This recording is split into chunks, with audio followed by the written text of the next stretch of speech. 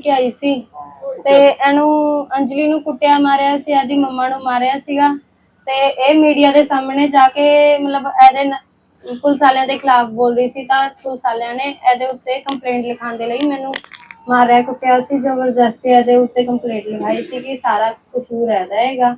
ਬਲਕਿ ਮੈਨੂੰ ਵੇਚਿਆ ਮਨਦੀਪ ਨਾਮ ਦੀ ਕੁੜੀ ਨੇ ਸੀਗਾ, अंजलि का कोई कसूर नहीं हैगा सी, फिर भी अंजलि का नाम लवाया इन्होंने पुलिस वालियां ने। राजस्थान बारे राजस्थान 2 महीने किन्ने रहे?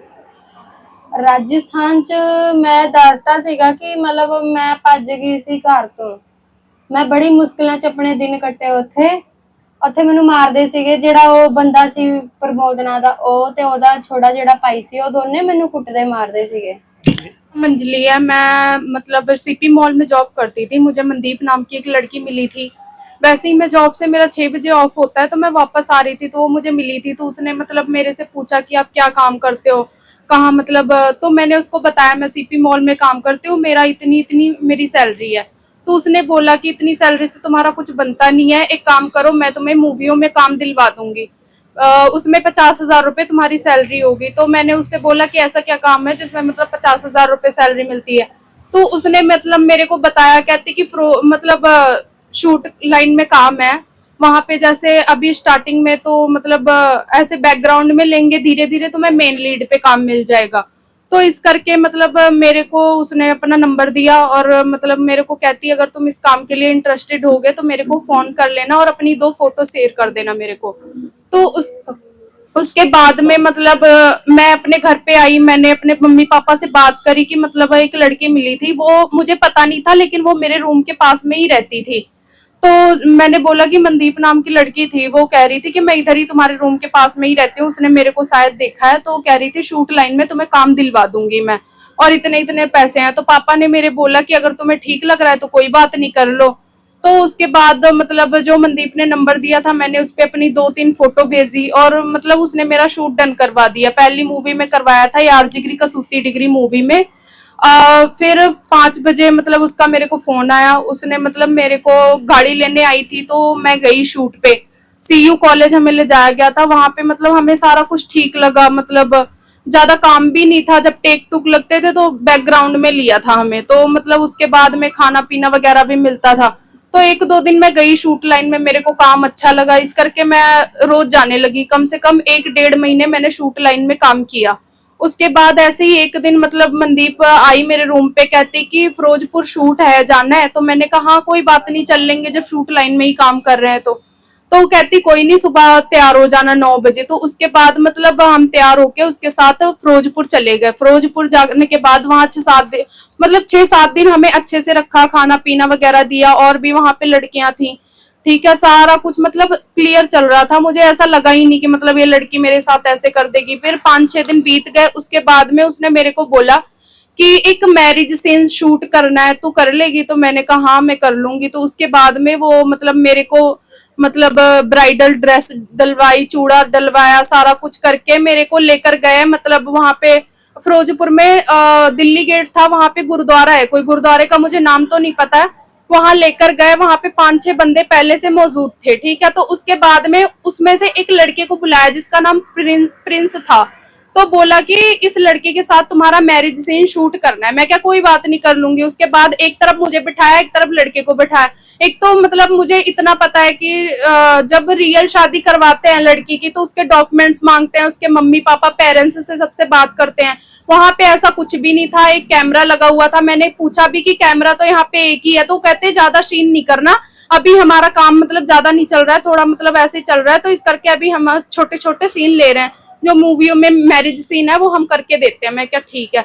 उसके बाद में अनंत काल में मेरे फेरे वगैरह करवा के सारा कुछ प्रसाद दे के हमें बोला आशीर्वाद लो, जैसे शूट के अकॉर्डिंग हमने सारा कुछ कर लिया। उसके बाद हम गुरुद्वारे के बाहर है और क्या कहते हैं वहां पे जो मतलब हैप्पी अल्फा जो भी जसबीर कौर थे, उसमें से मतलब जो हैप्पी की मम्मी थी जसबीर कौर, उसने मेरे को बोला कि मैंने उसको बोला कि मेरी पेमेंट दे दो, अब तो शूट कंप्लीट हो गया। तो उसने बोला कि अभी शूट कंप्लीट नहीं हुआ, अभी गृह प्रवेश की रस्म करनी है, इनके साथ जाना पड़ेगा। एक लेडीज थी, उन्होंने जिम्मेवारी ली कि कोई नहीं आपकी लड़की सेफ है, हम इसको कल छुड़वा देंगे या फिर आप लोग ले जाना। मैं क्या मेरे को कहते कि तुम चले जाओ इनके साथ। मैं क्या अकेले मैं कैसे चली जाऊं इतनी दूर, मैं जानती तो हूं नहीं उनको, आप में से कोई मेरे साथ चल लो। तो उन्होंने कहा कि अभी मतलब और भी लड़कियां हैं, उनका शूट करवाना है ऐसे ऐसे करके, तो अभी हम नहीं जा सकते, अभी हम बिजी हैं, कल हम तुम्हें लेने पक्का आ जाएंगे। जिस लेडीज ने जिम्मेवारी ली थी उसके साथ मैं चली गई, अपना हंसते खेलते गई आराम से। 7 बजे के समथिंग उधर पहुंच गए। वहां पे जाके मतलब हमारा गृह प्रवेश वगैरह करवा दिया। फिर जाके मैं जब खाना खा के सोने लगी 10 बजे के समथिंग, तो लड़का मतलब मेरे पास आके अश्लील सी हरकतें कर रहा था। तो मतलब उसने मेरे को बताया कि मैं तुम्हें 1.5 लाख में खरीद के लेकर आया हूँ ऐसे ऐसे करके। तो मैंने उससे बोला मेरे से बकवास करने की लोड़ नहीं है ऐसे ऐसे करके।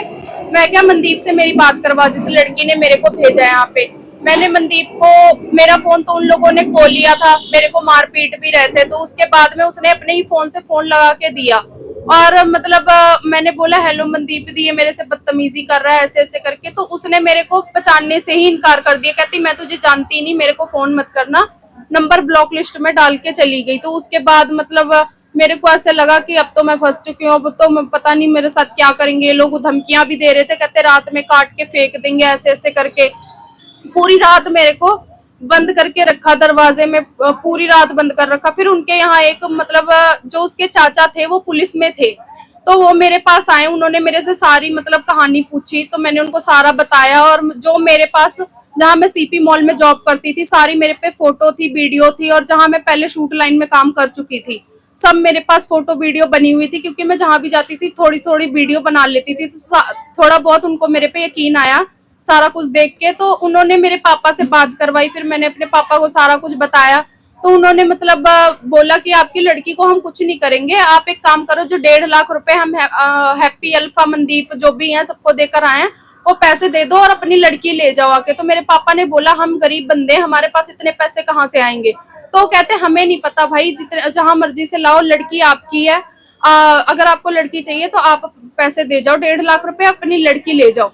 तो उसके बाद पापा ने बोला हमारे पास इतने पैसे नहीं है, हम तो नहीं देते। तो कॉल चलते चलते उस बंदे ने मेरे को थप्पड़ मारा। तो पापा ने मेरे बोला कि मेरी लड़की को कुछ मत करना, हम आपके जितने पैसे हैं हम दे देंगे। तो उन्होंने, पापा ने मेरे 3 दिन का समय मांगा उन लोगों से। उसके बाद में 3 दिन तक हमें वहां पे रखा, जब तक मेरे मतलब इधर मेरी मामी का लड़का रहता है, तो उसको यहाँ से भेज दिया था। तो यहाँ से जब भेज दिया था तो वो 9 बजे के समथिंग उधर पहुंच गया दूसरे दिन। तो जब वो पहुंच गया, हमें तो मना कर दिया कि इधर पुलिस मत लेके आना, हमारे मतलब चाचा की नौकरी खतरे में चली जाएगी, ये हो जाएगा वो हो जाएगा।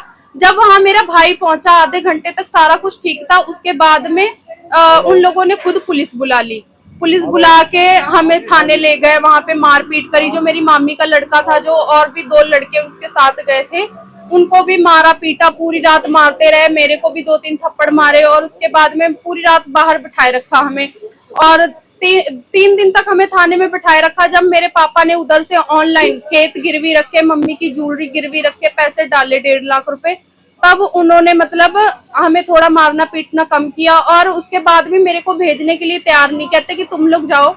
जो मतलब मेरी मामी का लड़का गया था और जो और लड़के गए थे, कहते तुम लोग जाओ यहाँ से, लड़की को हम नहीं भेजते। तो मतलब मैंने बोला कि चलो मेरे से गलती हो गई है, मैं आगे से पैसों के लालच में आके मैं शूट लाइन में नहीं आऊंगी, मेरे से गलती हो गई, मेरे को मतलब छोड़ दो। तो उन लोगों ने मतलब मेरे को बोला कि तुम यहीं पे बर्तन धो, यहीं खाना बनाओ, यहीं पे रहोगी मतलब। तो वो लोग मेरे को आने नहीं दे रहे थे। फिर मैंने उनके हाथ पैर जोड़े। फिर आते आते टाइम तक उन बंदों ने मतलब जो मतलब मेरी मामी के लड़के की जेब में पैसे थे सारे निकाल लिए, किराए तक के पैसे नहीं बचे थे, और आते टाइम तक थप्पड़ मारे थे। उसके बाद हम आ गए यहाँ पे, तब मतलब मुझे पता चला कि जो मतलब लड़की मेरे साथ गई थी, वर्षा नाम था, वो भी यहाँ नहीं थी, उसकी मम्मी भी मेरे पास ही बैठी थी। तो जाके रात में इसका फोन आ गया मेरे को, तो इसने मेरे को लोकेशन वगैरह भेज दी और बताया कि क्या कहते हैं, मैं मतलब फंसी हुई हूँ ऐसे ऐसे करके। मतलब रो रो के कह रही, मेरे को रोटी भी नहीं देते हैं खाने को, ऐसे मेरे साथ जबरदस्ती करते हैं वगैरह वगैरह, काफी बातें बताई। तो उसके दूसरे दिन हम 8 फेस थाने में पुलिस में कंप्लेन करने गए।